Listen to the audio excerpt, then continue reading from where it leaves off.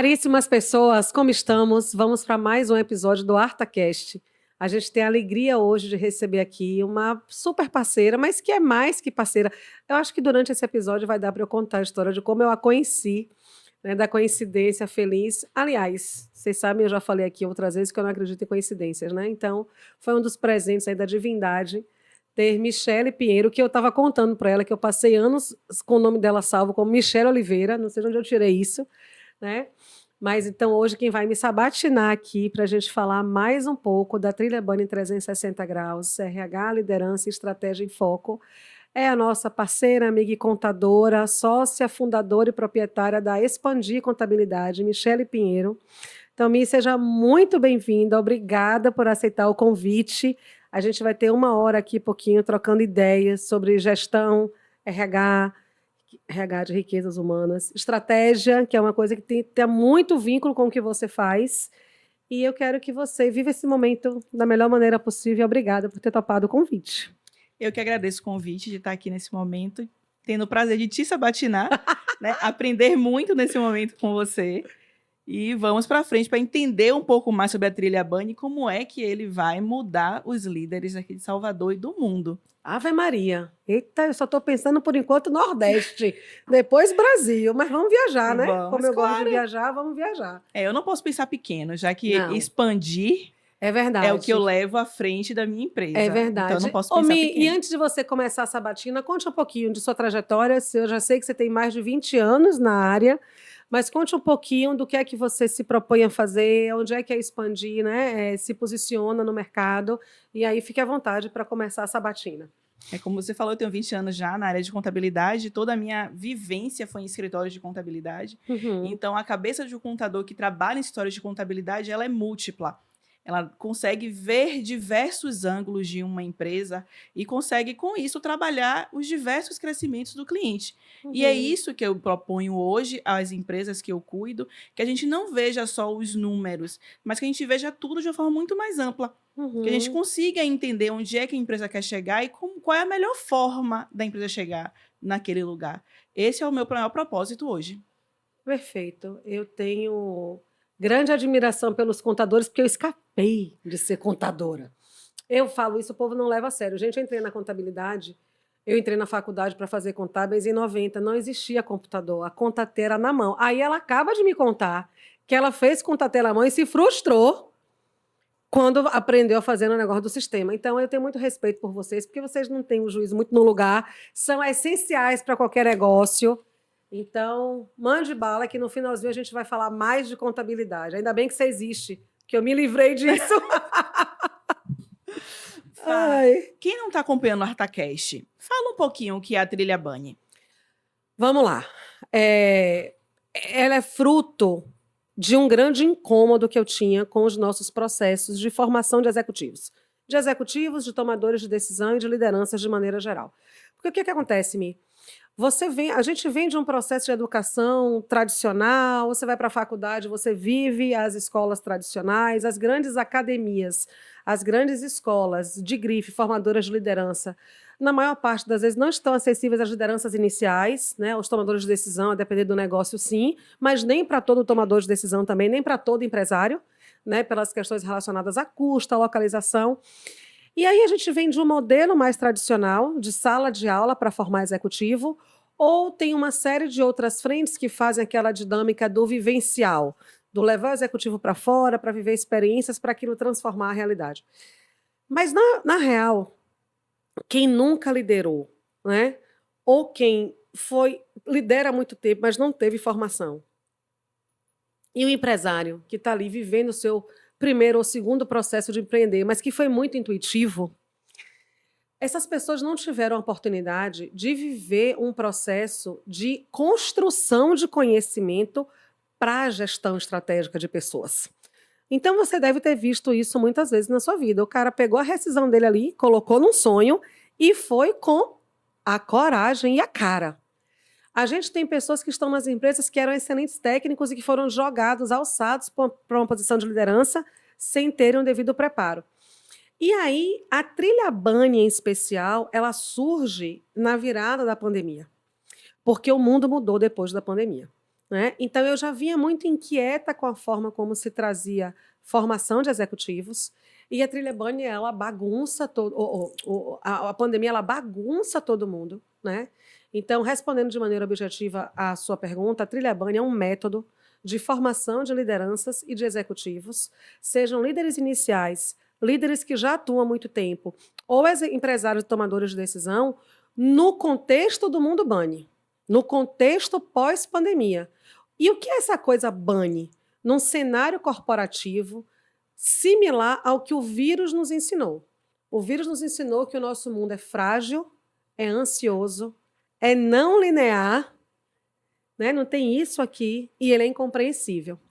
Então, o que o método se propôs a fazer foi investigar 20 anos, mais de 20, não, peguei os seus 20, 30 anos aí de carreira, né? Então, eu mapeei todos os problemas que eu vivi em todas as empresas por onde eu passei, como executiva ou como prestadora de serviço, e identifiquei 4 pilares críticos em toda e qualquer liderança, e 26 fatores comportamentais. E todos eles estão vinculados a esse mundo Bunny.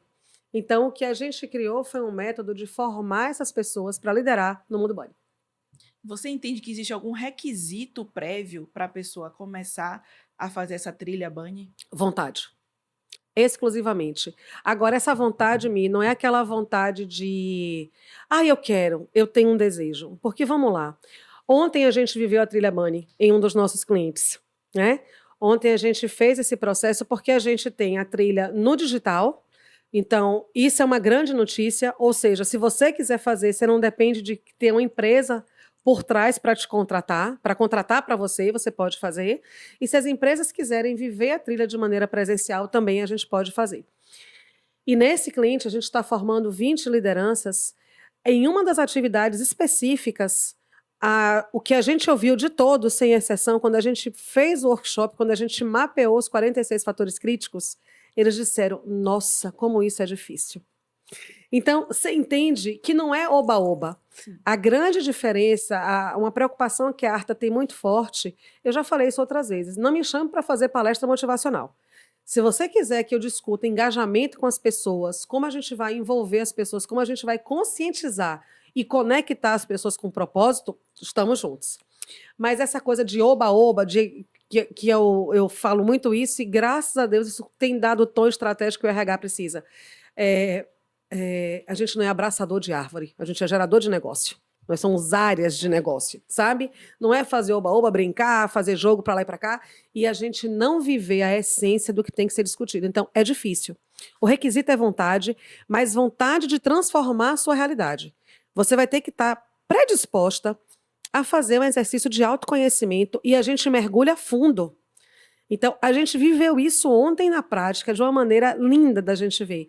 Porque a primeira coisa que a gente abre são os nossos pressupostos. E o primeiro é a supressão do ego. É um negócio dificílimo.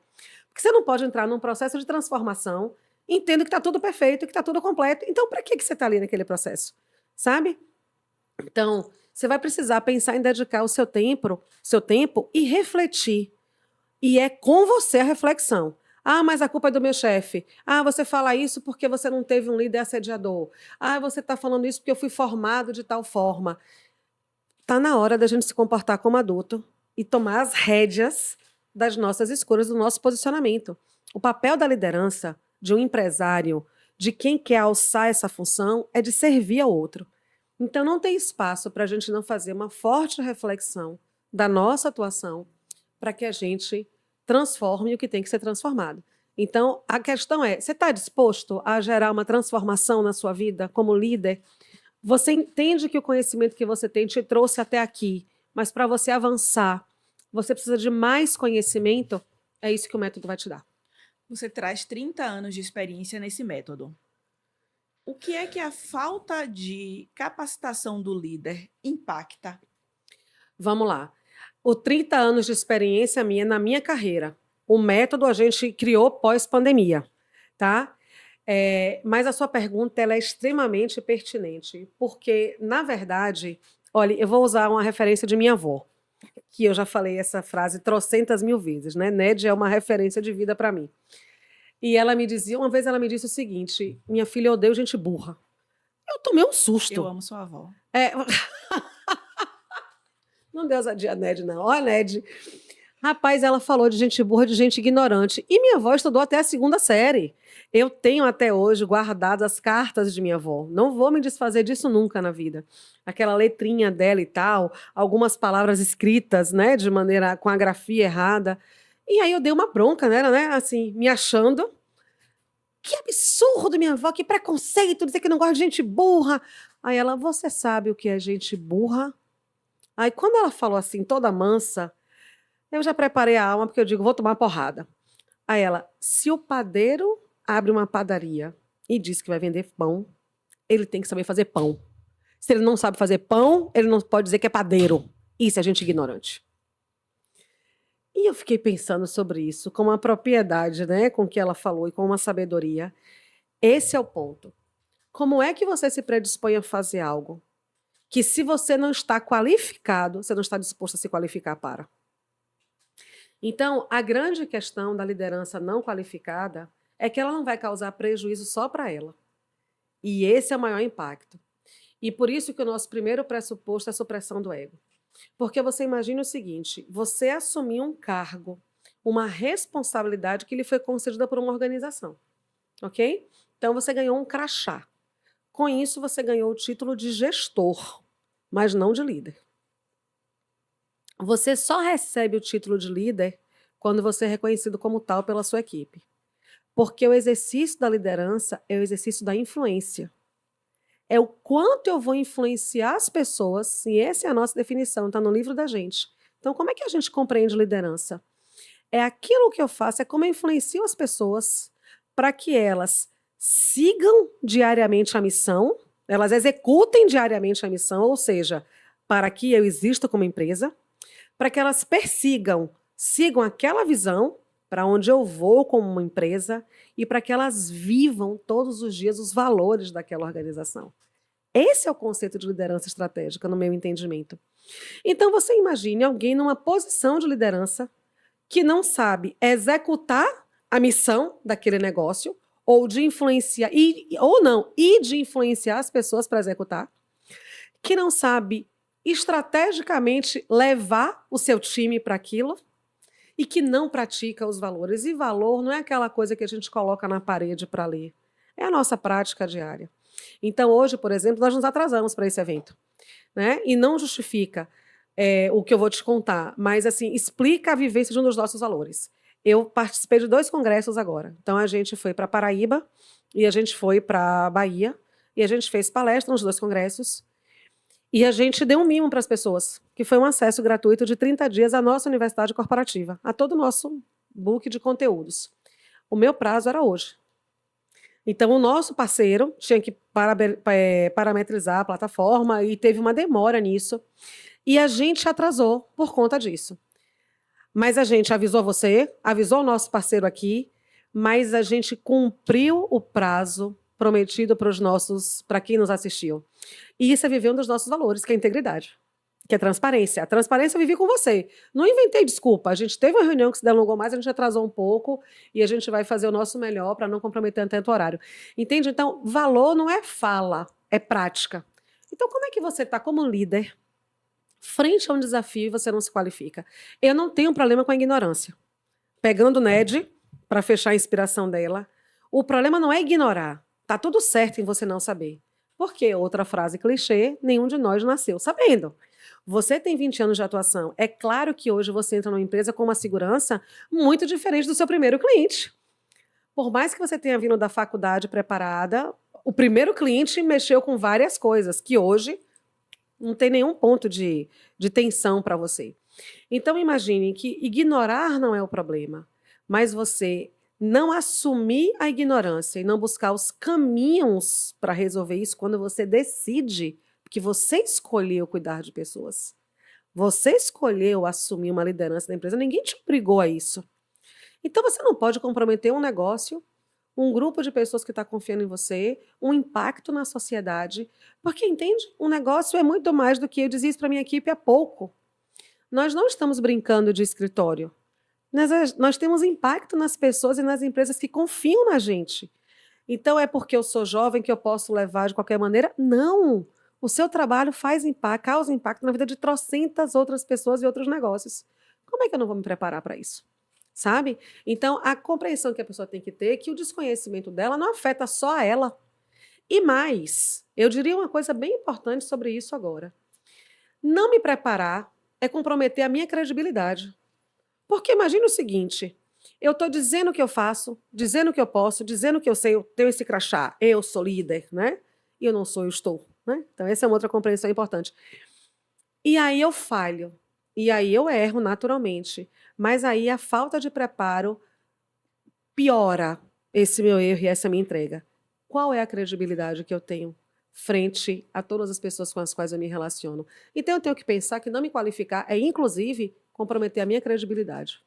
E, na verdade, assim, você trouxe a palavra líder e influência. Hoje a gente vive num mundo de rede social onde todo mundo é influenciador. E, na verdade, a gente disturba, fala de uma forma errada o que essas pessoas fazem na nossa vida. E isso gera para a gente também, e principalmente para a geração atual, para a geração que está chegando agora no mercado de trabalho, um nível de ansiedade altíssimo. Né? E acredito que você falou no início que um dos propósitos da Trilha Banha é justamente cuidar deste nível de ansiedade que o nosso mundo tem vivido, muito também depois da pandemia. Sim. Explica um pouco mais como é a atuação da Trilha Banha nesse ponto específico. Mi, você traz vários pontos aí para a gente conversar e foi bem legal você abordar isso, porque é o seguinte, eu vou tentar separar aqui as frentes que você trouxe. Vamos lá. O que significa BANI, né? BANI são as iniciais de 4 palavras em inglês, que é como Ramais Cássio. Esse nome, BANI, não é Arta, né? A trilha é da Arta. O BANI é um conceito do Ramais Cássio, que está vinculado à compreensão do mundo como frágil, que é o B, ansioso, que é o A, N de não linear e I de incompreensível, tá certo? Quando a gente trabalha nas empresas o A gente trabalha inteligência emocional. Essencialmente inteligência emocional. Né? No B, a gente trabalha o que a gente discutiu um pouco antes, a falta de preparo. Então, a gente vai, de fato, entender em que posição aquele líder está, por isso que a gente faz um mapeamento, né, que é exclusivo, para entender a maturidade dele em cada um dos nossos pilares, que é falta de preparo, inteligência emocional, planejamento, execução e comunicação. Qualquer empresa, você tem uma base de clientes enorme. Imagine que qual delas você não viu? Falta de preparo na liderança, problemas com relação à inteligência emocional dos líderes, problemas no planejamento e na execução e problemas de comunicação. Em todas. Em todas. Existe. A gente pode ter outra categoria de problema? Tranquilamente, mas essas 4, com absoluta segurança, a gente encontra em todas as empresas por onde a gente passa. Engraçado que eu recebi um depoimento de uma amiga, parceira também, que trabalha numa empresa grande de comunicação. E ela dizia, oxe, a gente é empresa de comunicação e tem problema de comunicação aqui, imagine. Então, Mi, o foco é a inteligência emocional. Aí, vamos separar o que você me perguntou em 3 aspectos que me ocorrem agora. O primeiro, o influencer da rede social. Ele é influencer, ele influencia. A pergunta é, o que quem? Tá certo? Porque, lamentavelmente, se você observar, eu vou para um caso bem extremo, mas como pedagoga, eu me assustei muito quando eu vi canais de meninos. Eu até cheguei a gravar um vídeo numa época que eu não fazia muitos vídeos, que eu não estava nessa dinâmica do digital, mas eu gravei um vídeo, fiz uma live no meu Instagram pessoal e gravei um vídeo depois e mandei para os meus amigos como um alerta. Quando eu vi grupos de meninos de 12, 13, 14 anos com discursos de ódio à mulher. Então, eu nunca tinha ouvido falar do conceito Red Pill, do conceito MGTOW, do conceito Incel. Eu nunca tinha ouvido essas expressões, não eram da minha geração. Sim. E aí, eu assisti um vídeo que caiu, que alguém me falou e tal, não lembro como o primeiro vídeo chegou a mim. Chegou de um canal que eu sigo no YouTube, fazendo um react a esse menino. É um menino, é uma criança de 12 anos.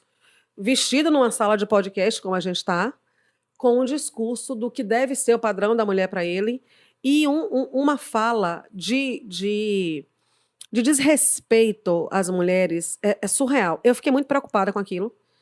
De novo, o meu viés educadora, né, e mãe. apesar do meu filho ter 27 anos, mas não tem como, bate. Uhum. E eu gravei isso para os meus amigos e falei, eu disse, gente, eu não sabia disso. Do mesmo jeito que eu não sabia, é muito provável que vocês, da minha geração, ou menos antenados, né? Eu também sou desligada de rede social, era muito, não tenham tido acesso a isso. Então, por favor, conversem com seus filhos e com suas filhas. Falem abertamente sobre isso, né? Os que eu conheço, os meus amigos, eu conheço os valores.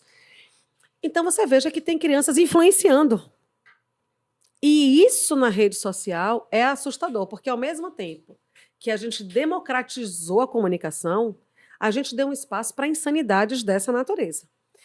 A nossa trilha trabalha fortemente conscientização. Por isso que o primeiro pilar nosso é autoconhecimento. Para que a gente reconecte com os valores do mundo corporativo, da empresa que a gente representa e as nossas escolhas como líderes, tá certo? Isso naturalmente vai se adequar às culturas corporativas, mas a atenção de valor. Então, quer reconhecer que a sua liderança não pode ser discurso, aquilo que eu chamo de literatura de aeroporto. Ela tem que estar respaldada. Não é você ouvir qualquer coisa em rede social e sair seguindo aquilo como manada. Esse é um risco absurdo, tá? Então, esse é o primeiro ponto de que tem muita gente influenciando todo tipo de maluquice, de insanidade por aí. E a gente vai ter que ter sabedoria para lidar com isso. O segundo ponto da ansiedade que eu quero tratar e que provoca muito a gente aqui no Brasil é que nós, lamentavelmente, carregamos 2 títulos horríveis. A gente é primeiro e segundo lugar em ansiedade e depressão no mundo.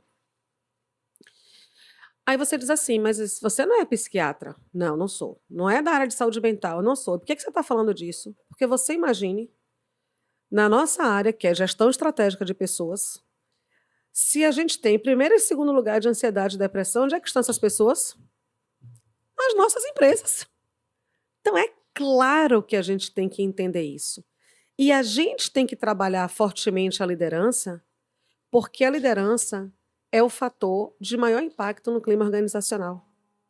E ela é disparador de gatilho nas suas equipes, pela forma como ela gerencia os seus humores, pela forma como ela conduz a sua comunicação com a equipe, pela forma como ela conduz os momentos de tensão, pela maneira como ela se posiciona em cenários de crise. Então, o trato do nosso segundo pilar, que é a inteligência emocional, é crucial para que esse líder influencie efetivamente. Agora, eu quero fazer um parêntese sobre isso. Na verdade, não é um parêntese, é um alerta, uma chamada de atenção. A gente não pode exigir, e essa foi uma fala minha recente com o meu time, que as lideranças sejam perfeitas. As lideranças são pessoas. São pessoas. Nós estamos falando de seres humanos e de profissionais que vão errar e que também têm os seus limites e que também têm as suas dificuldades. Ah, Fabíola, então você está se desculpando para cada vez que você faz uma besteira? De jeito nenhum, não é isso. É claro que quando a gente escolhe essa posição, a gente sabe que a gente vai ter um nível de cuidado maior, mas a gente também vai ser muito mais exigido. Eu vou voltar para a Ned, né? Porque ela tinha outra frase bíblica, eu acho que é bíblica. Quando eu chegava em casa reclamando alguma coisa, e minha mãe repetiu essa frase para mim algumas vezes na vida. Ah, minha filha, quem muito foi dado, muito será exigido. Eu digo, que consolo ótimo, né? Porque ela dizia, se você está sendo exigido é porque você tem a capacidade para entregar. Né? Se isso veio até você, você tem condição de dar conta disso. Então, não é que a gente não vá se cuidar, mas veja, é colocar no lugar o que é aceitável e o que não é aceitável. Não é aceitável um líder assediar moralmente a sua equipe.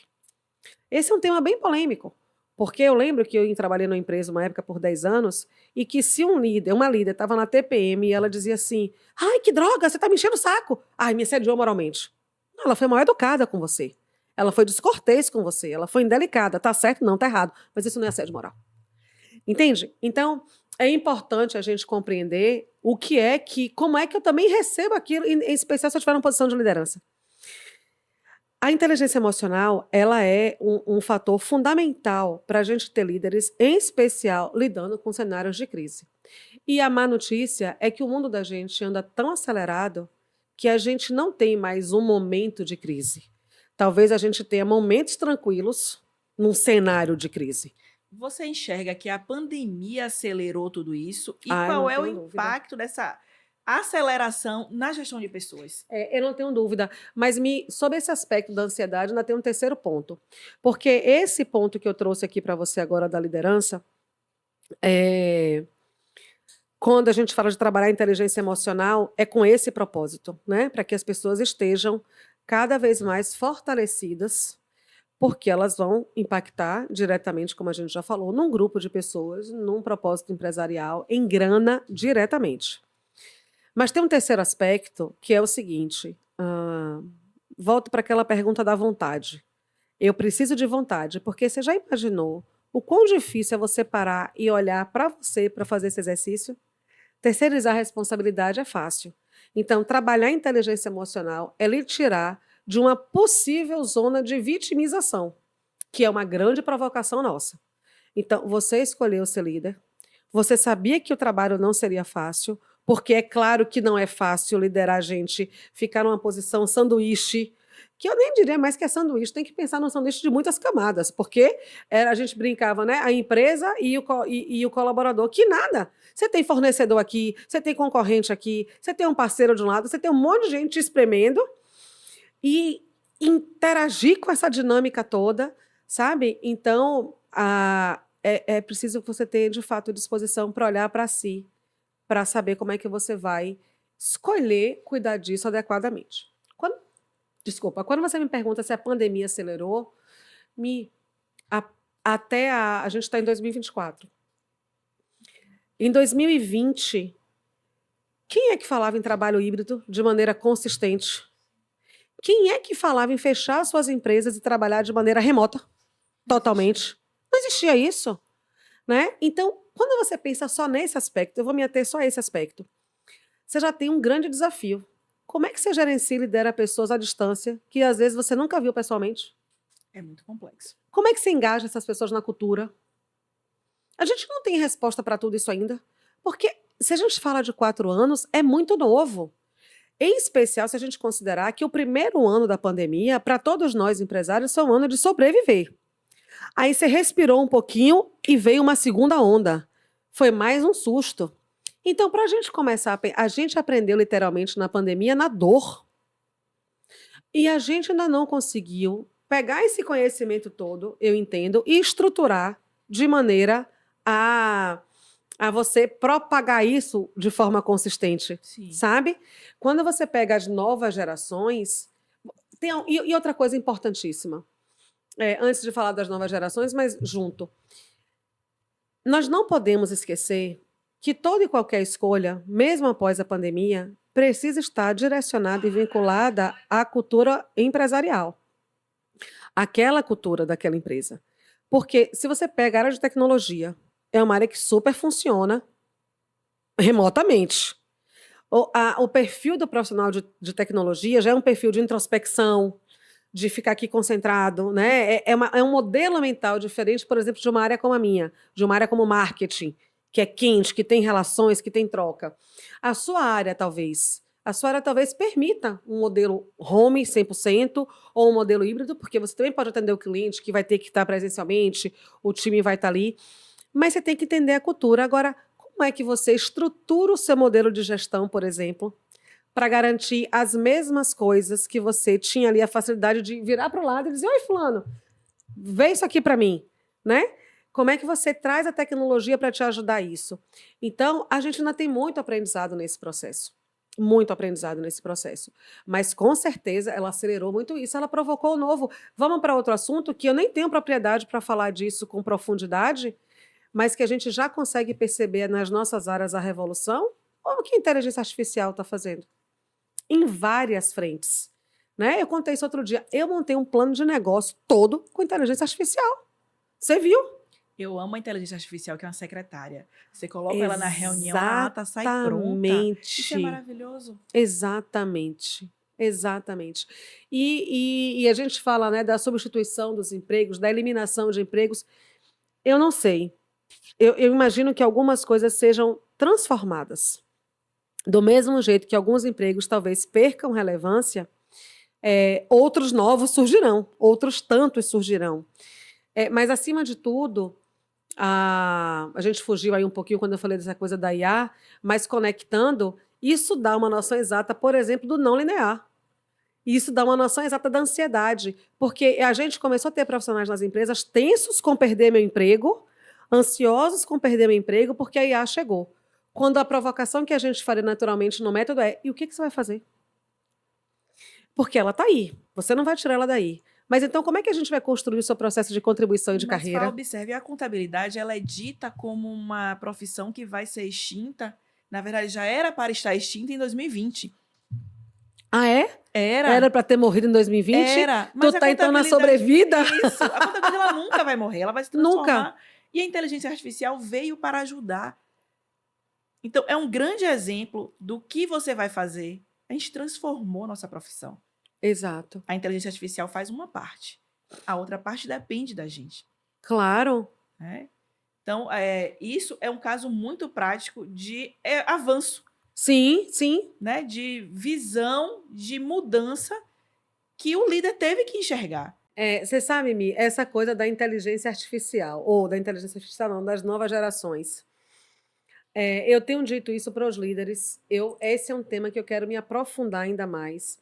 Eu vivo isso na minha rotina, no meu dia a dia, porque a minha equipe toda é muito mais jovem. A minha equipe está nessa faixa, né, dos 20 aos 30. Mas uma coisa que a gente tem discutido muito, e eu tenho uma felicidade, porque eu digo que eu tenho uma equipe de 20 a 30 de idade com uma cabeça de gente mais velha.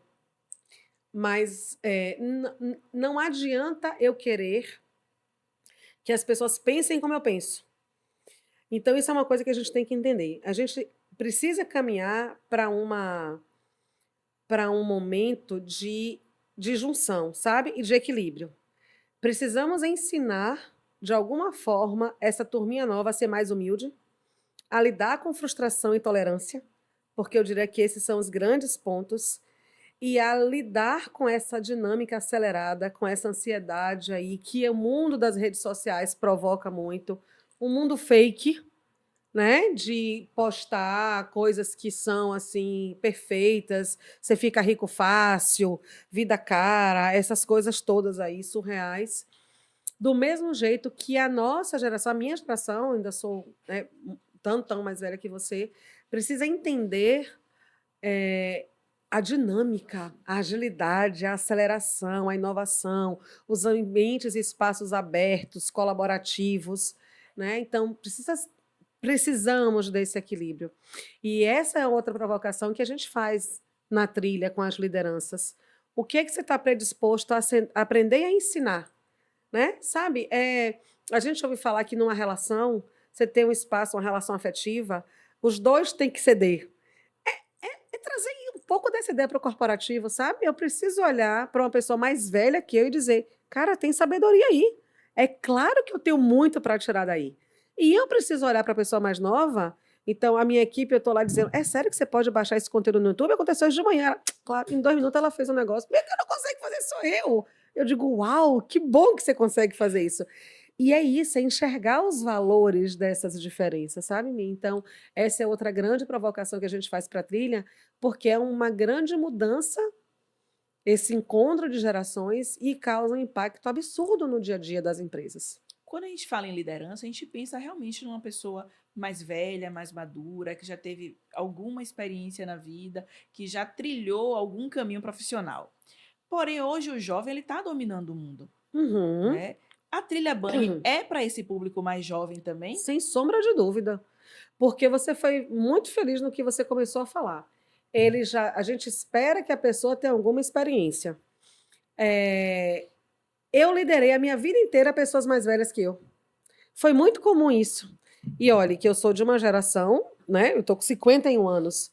Então, desde muito cedo, eu liderei muitas pessoas e no meu grupo, nas minhas equipes, eventualmente não, sempre eu tinha pessoas mais velhas que eu. Eu tive senhorinhas que eu liderava, senhores que eu liderava. Quando eu era uma pirralha de 25 anos, eu tive colaboradores de 40 anos. Você sabe que eu vou te responder isso com uma coisa que me ajudou muito naquela época, porque isso não muda. Foi a mesma fala, é a sequência da minha fala. Abertura para o aprendizado e uma postura de mais humildade, dos dois lados. sabe? Esse jovem precisa entender o seguinte, que ele está num mundo digital, num mundo conectado, que ele nasceu digital, que ele tem acesso a muita informação, mas ele só tem 20 e poucos anos, ele não sabe tudo da vida. E, gente, é o que eu considero de mais difícil que há no mundo para você aprender. Então, é perceber o seguinte, todo dia é um dia de aprender. A minha sagacidade, a minha velocidade, a minha agilidade, o meu pensamento disruptivo precisam ser forças para eu construir esse conhecimento que eu não tenho.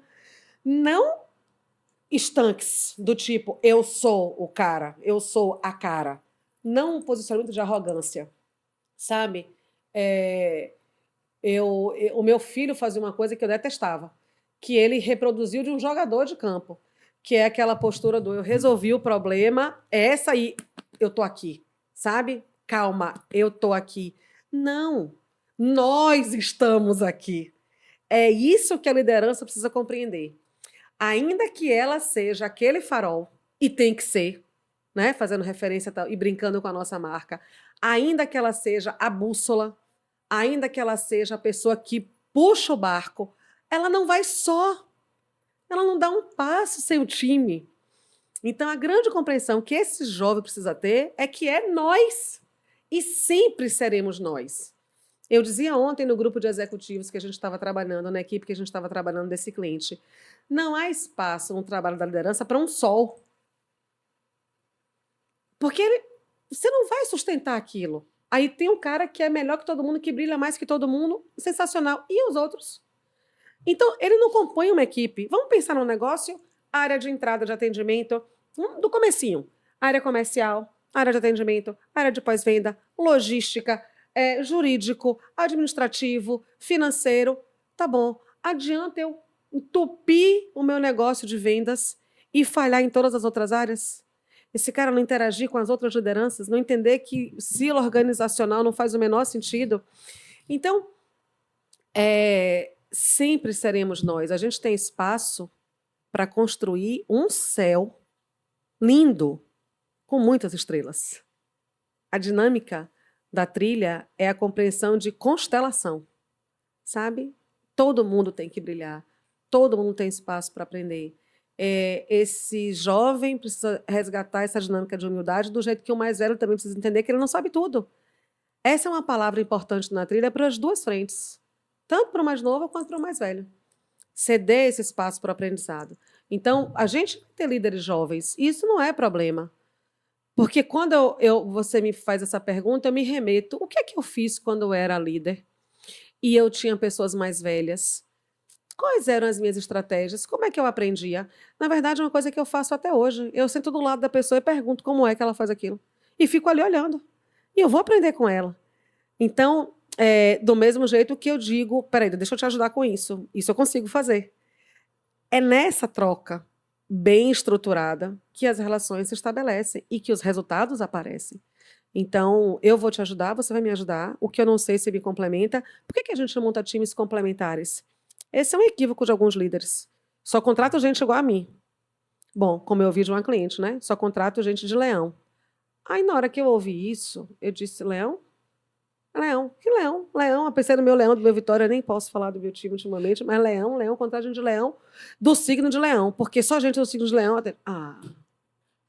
eu nem vou entrar na questão legal disso, porque nem tem que ser posta na mesa, né? A gente não pode fazer nenhum tipo de discriminação para a gente contratar um colaborador, mas eu fiquei viajando nessa maluquice depois, massa, porque Leão é decisivo, se impõe, se coloca, show de bola. E Leão não tem fragilidade nenhuma, né? Ou seja, você contrata colaboradores iguais a você e você reproduz as suas forças, é verdade, e reproduz todas as suas fragilidades. Não tem o menor sentido um negócio desse. Nós precisamos formar equipes complementares. Sim. Precisamos da diversidade de faixas etárias, de modelos mentais, de perfis comportamentais, de experiências diversas, porque é isso que enriquece o tema diversidade, que se discute muito hoje, nem deveria ser um tema novo. Se nós compreendêssemos, desde sempre, o que significam equipes complementares, a gente não discutiria diversidade.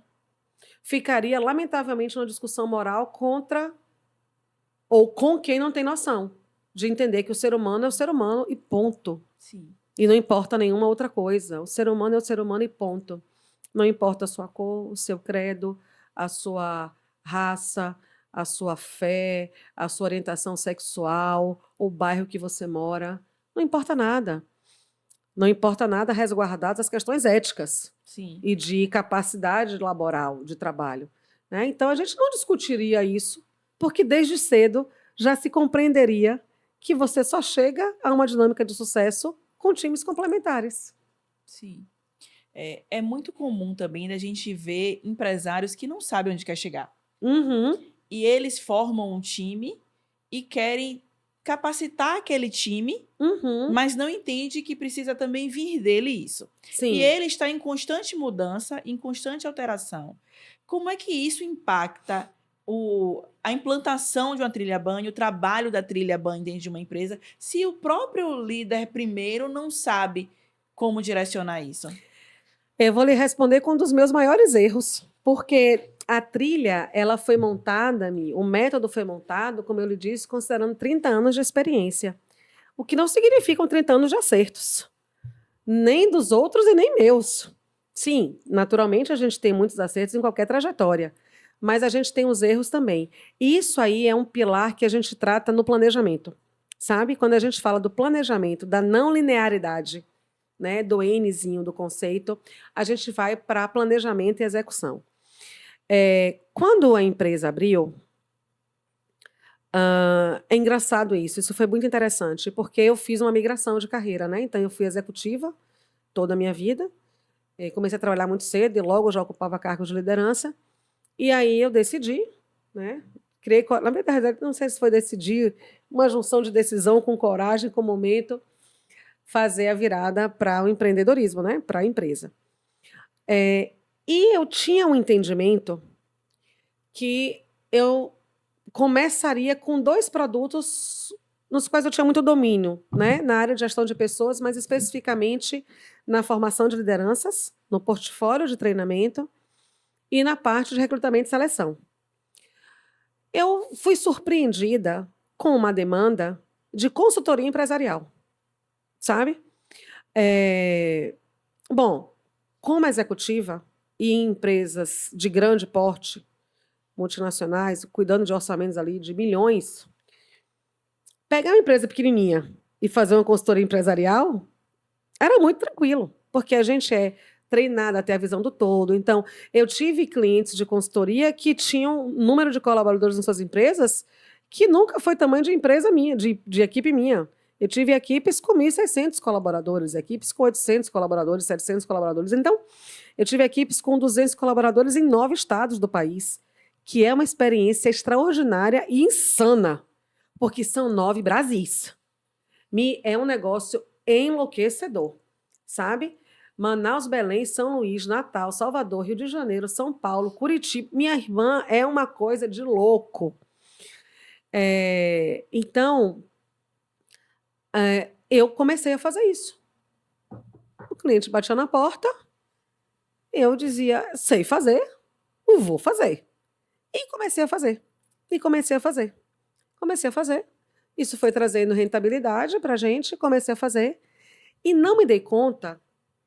2 erros. Esse é o primeiro, que agora eu me lembrei do segundo. E não me dei conta que eu estava me afastando do meu foco, da minha área de atuação. Porque eu não tinha que ficar olhando logística, olhando financeiro. Foi uma fase de enorme aprendizado, mas eu fui fugindo. E eu, naturalmente, fui confundindo ainda mais a minha equipe, que era pequenininha. Eu sempre fiz plano de final de ano, reunião de final de ano, fechamento, abertura, análise ali, número bonitinho, como é que tá, tudo certinho. E aí ia chegando um negócio, e aí eu ia tocando, até que quando chegou em 2018, eu disse, não, tá tudo errado. Eu não sei o que eu quero, porque não era isso. Eu tinha claramente a definição do que eu queria, o negócio foi chegando. Aí você pode dizer assim, poxa, Fá, mas o empresário não pode mudar? Ele pode, e mudança é a única certeza que a gente tem na vida. Mas se a gente não entender exatamente, quando a gente projeta um negócio para a visão, a gente vai queimar tempo e energia, as 2 coisas juntas significam grana. E os prejuízos são altos. E eu vivi prejuízos financeiros concretos por conta disso. Duas coisas extraordinárias aconteceram quando eu entendi isso. Primeiro que eu defini, então, nós somos, e desde então, esse é o nosso posicionamento, uma hub de soluções, soluções, estratégias e tecnologia em gestão de pessoas. Isso é claro, a gente compreende todo o portfólio de gestão estratégica de pessoas. Muito bem. Mas ainda não tinha aprendido a lição toda, não. Essa foi uma, bem superada. A segunda é que mesmo neste negócio, eu ia abrindo muitas frentes ao mesmo tempo. E aí a gente vai abrindo frentes e não vai fechando frentes. Vai abrindo frentes e não vai fechando frentes. Então, respondendo a sua pergunta, a trilha vai trazer, em especial, muitos aprendizados com os erros, não só meus, mas de outros empresários, dessa dificuldade de ter uma estratégia claramente definida e segui-la do início ao fim. Apurou o resultado, você avança. Mas muitas frentes ao mesmo tempo, você não vai ser eficiente em todas. Você vai desprender de novo tempo e energia para aquilo. E a gente desenhou um processo de franquia, formatou franquia, fiquei louco com o manual de franquia. Não tinha feito uma análise bem simples antes. Franquia, vai pedir o quê? Isso, aquilo. Não vou lá, é uma chance de crescer. Tem sistema para isso? Ah, não tem. Aí vai gerenciar como uma franquia sem sistema para isso?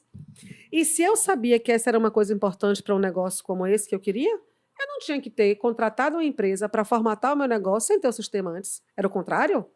Então, vamos deixar o seu negócio 100% pronto para ser franqueado e depois você faz isso, sabe? Então, quando o empresário ele fica mudando num curto espaço de tempo ou abrindo muitas frentes, ele é o gerador do caos na organização dele. Ele é o gerador da tensão na organização dele. Eu causei esse problema nas minhas equipes, de muita coisa ao mesmo tempo. Como é que você controla, então, essa criatividade? Né? Esse é o ponto, porque eu costumo dizer, eu tenho ideias ótimas, mas ótimas para quem? Vamos fazer uma análise de viabilidade das ideias ótimas. Vamos fazer continha, vamos trazer a contadora para junto, para dizer, custa tanto, é isso, o caminho é esse, faz sentido, olha isso. Vamos trazer mais conhecimento.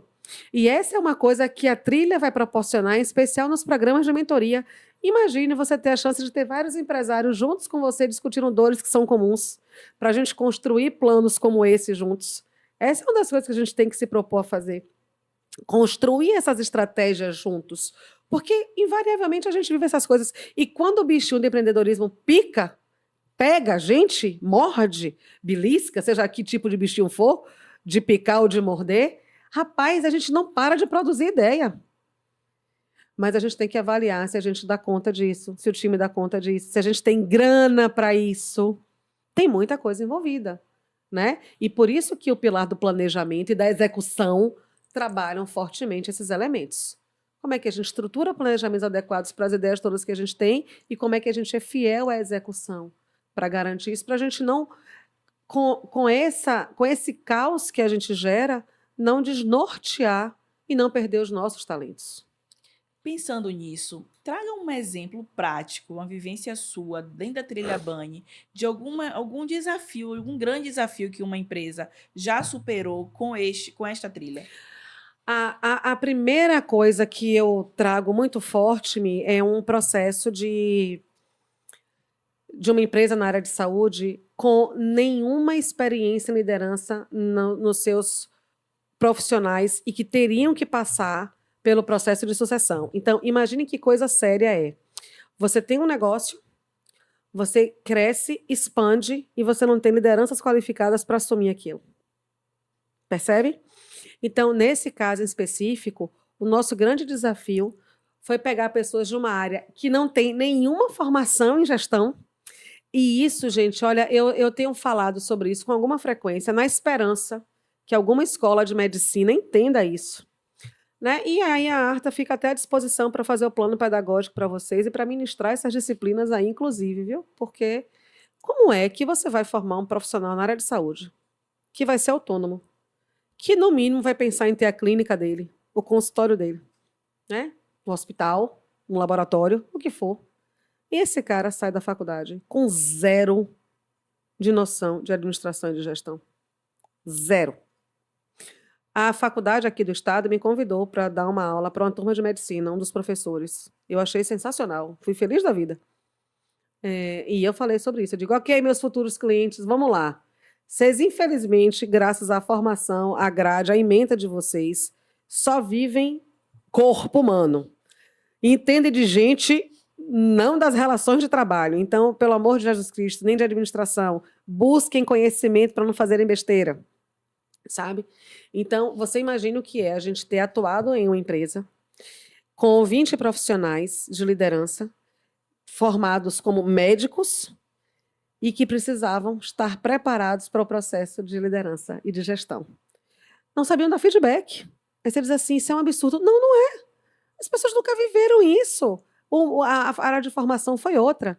Então, o projeto permitiu que a gente mapeasse o perfil dessas lideranças, definisse quais eram as áreas de qualificação que eles precisassem, desenvolvesse todos os módulos de qualificação e, com isso, a gente conseguiu definir quem seriam os profissionais adequados e que continuariam no processo de sucessão para iniciar as mentorias individuais. Então, o que no começo do projeto era não tenho ninguém, nós já temos hoje aí metade desse público qualificado e metade do público que a gente diz estamos muito bem servidos.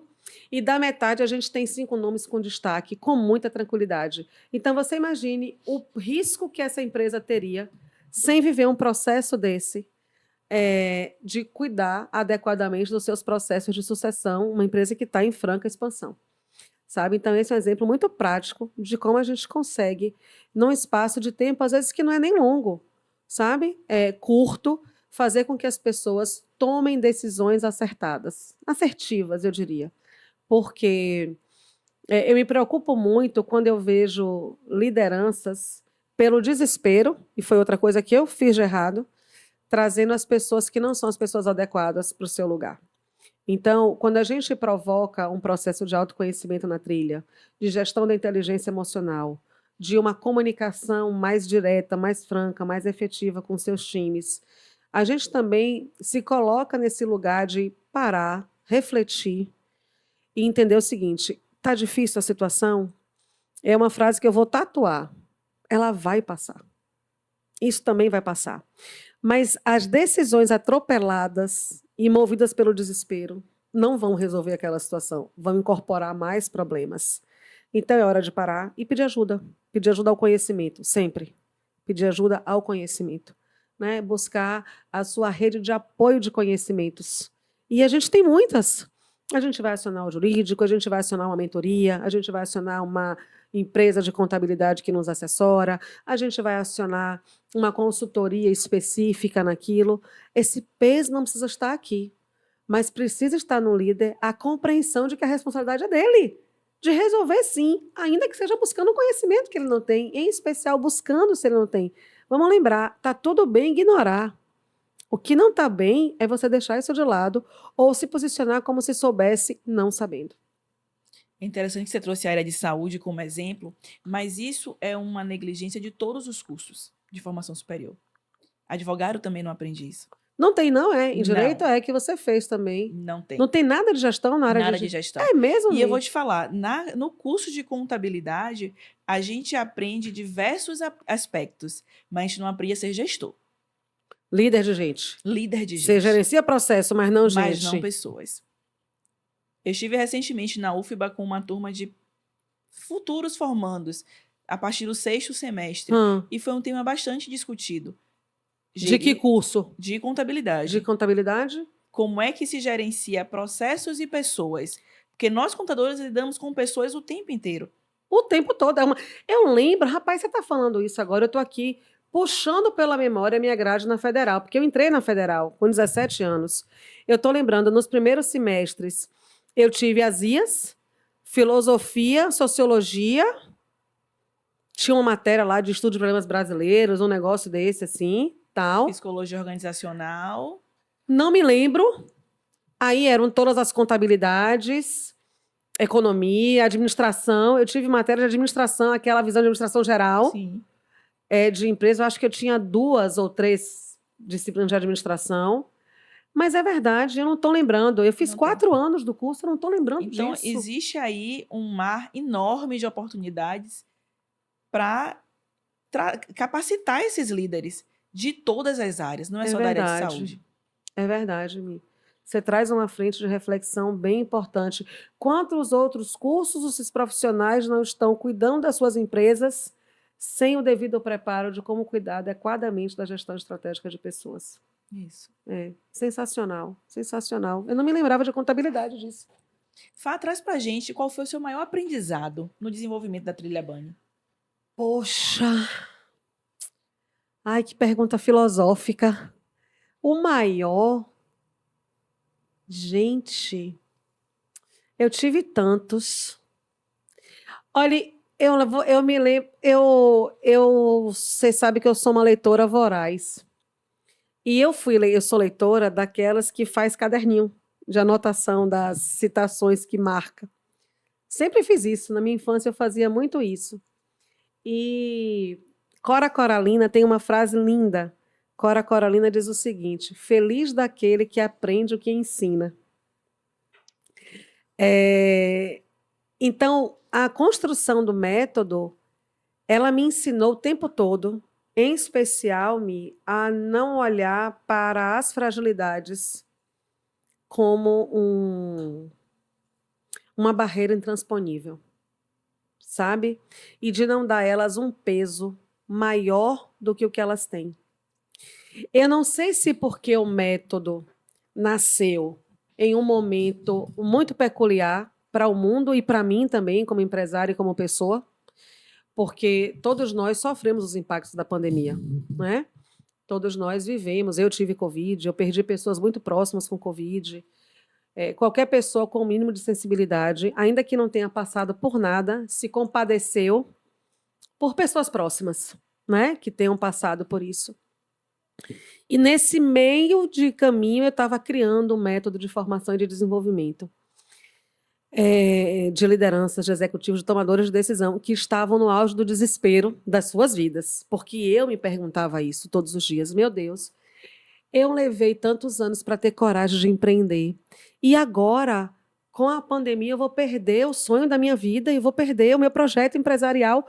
Como é que eu vivo daqui a X meses quando o dinheiro acabar? Imagine quantos empresários passaram por isso, né? E a gente sobreviveu a esse momento. A gente superou esse momento. Nós crescemos no ano da pandemia. E nós crescemos no ano da pandemia surrealmente, porque muito do que está na trilha foi vivenciado. Sabe? Porque eu nunca deixei de me preparar ao longo da vida. Quando as coisas estavam muito ruins emocionalmente, eu também fui pedir ajuda. Todo o nosso processo de trabalho sempre teve planejamento. A gente, antes de nascer, fez plano de negócio, plano de marketing, tudo bonitinho. E eu sempre tive cuidado com a minha comunicação com o meu time. A gente está indo por esse caminho, a gente vai fazer isso por isso e por isso.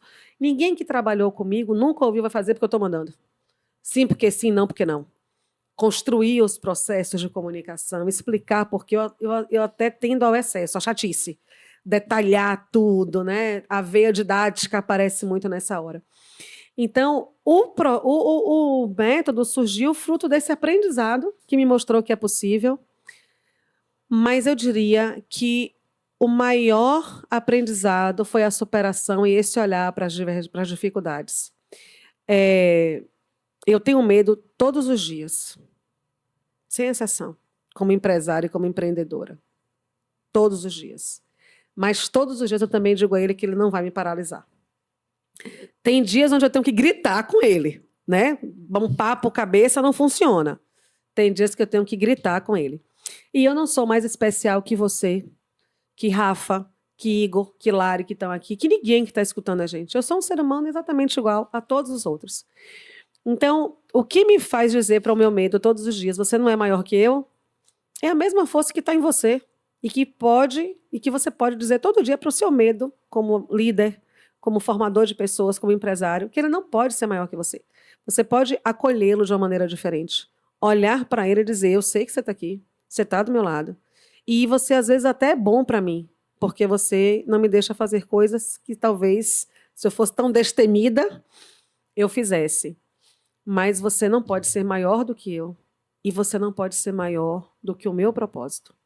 Você não pode ser maior do que aquilo que eu vim entregar nesse plano, com os dons, com a saúde, com os conhecimentos que me foram concedidos.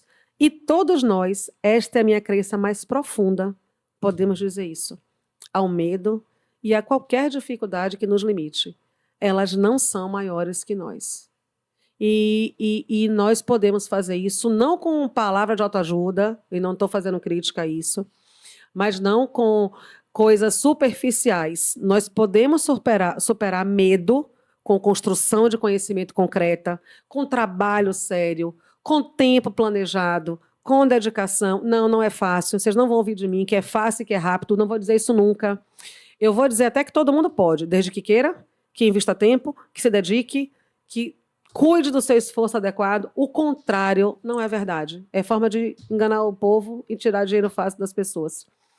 Não compreendo isso. O nosso método é uma construção constante, contínua e séria de conhecimento para transformar limitações e dificuldades que você tenha como líder.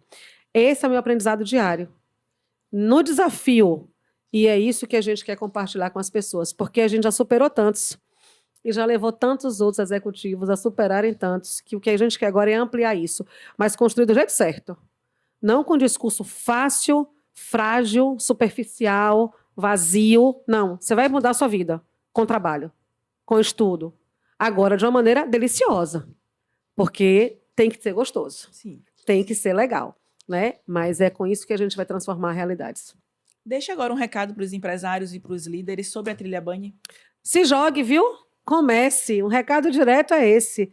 De uma maneira bem baiana, eu comecei brincando, mas quando eu fiz uma formação bem bacana na Argentina sobre ontologia, a gente aprende uma coisa que é: a linguagem é geradora de realidades.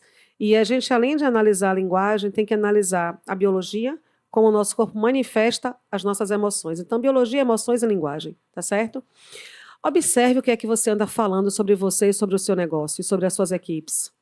Observe como o seu corpo reage ao que você anda falando sobre você, sobre os seus negócios, sobre as suas equipes. E observe as suas emoções relacionadas a você, ao seu negócio e às suas equipes e ao seu propósito. Se tem alguma coisa em desacordo numa dessas 3 frentes que eu te propus agora, ou se você entende que os resultados estão legais, mas você pode aprimorar, ou seja, para 100%, a trilha é um caminho. E vai ser um caminho de construção de conhecimento muito bem embasado, construído de maneira muito sólida, muito estruturada, para que você responda de maneira adequada às questões que te incomodam na sua vida empresarial ou como líder, e para que você efetivamente transforme o que tem que ser transformado. Então, observe, pare só um pouquinho e analise o que você anda falando, a maneira como você anda reagindo, e o seu corpo, o que é que o seu corpo tem falado para você e as suas emoções. Se tem alguma coisa desalinhada, você vai falar com a gente, que a gente vai te apoiar nesse processo. Vamos juntos nisso.